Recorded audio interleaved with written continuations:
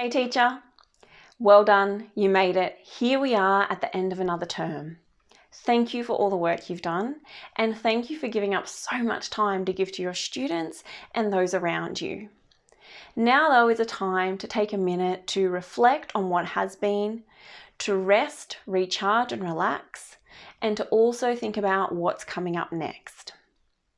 This is a moment where you get to think about what you've done in your classroom previously and what you want to add to your to-do list, which I imagine is already pretty extensive. It's a time where you get to reconnect with family, loved ones and friends who may perhaps be feeling a little bit neglected because you've been so busy the last few weeks. And it's also a time where you get to stop, pause, breathe and reconnect with yourself. And that's what I want to take a moment here right now to unpack with you. I want to highlight the importance of practicing self-care over the holidays and giving time to reflect on how you feel and what you need to recharge. I want you to imagine it a bit like taking the plant home from your office or classroom that you need to nurture and water and look after so it doesn't start to die. You are the plant. You are taking yourself home to water, replenish and nurture. Because if you take a plant home from your office or classroom space, something that needs taken care of, and you don't water it, what is the point? It may as well stay in your classroom, right? And so what is the point of you having time now to look after yourself if you don't do that? Now, I know many of us will fall victim to what's known as human giver syndrome. It's something that educators and carers are known to be impacted by. And this is where we give so much to others, we forget, don't have time, or feel guilty when we give to ourselves. And I'm going to ask that over the next few weeks that you let go of this. And for those of you who need to hear it, I give you permission to look after yourself, to practice self-care, and to put yourself first. Now, you may be someone who likes to do and then stop, or you may be someone who likes to stop and then do. It really doesn't matter. But what I want you to pay attention to is the balance of how much you're doing and how much you're stopping.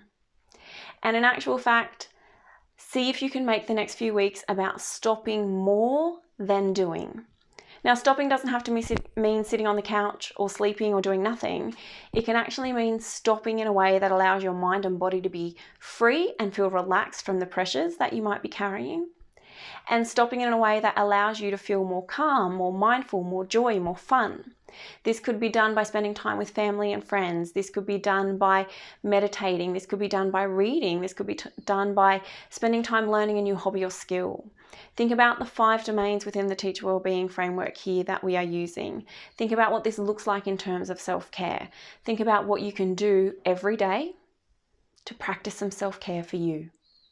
Whether it's 10 minutes or an entire day, give each and every day time for your own self-care practices.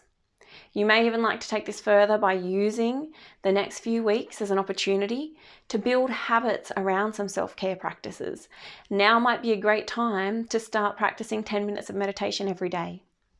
Now might be a time to build in some physical movement and starting each day with a walk.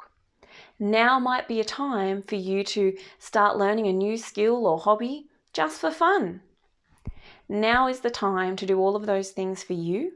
So then when we do find ourselves back at school and back at work, we're not overwhelmed with all of the things that we have to do whilst trying to look after ourselves as well, because we've used this time to build those habits.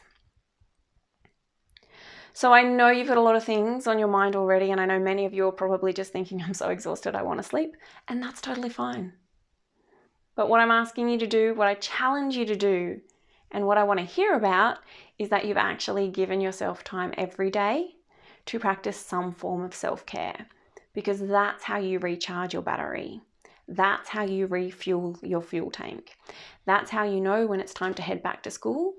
You're going to feel refreshed, you're going to feel energized, and you're going to feel more calm within your mind and body. And when you can do that, you show up better for your students, your colleagues, your staff, and yourself.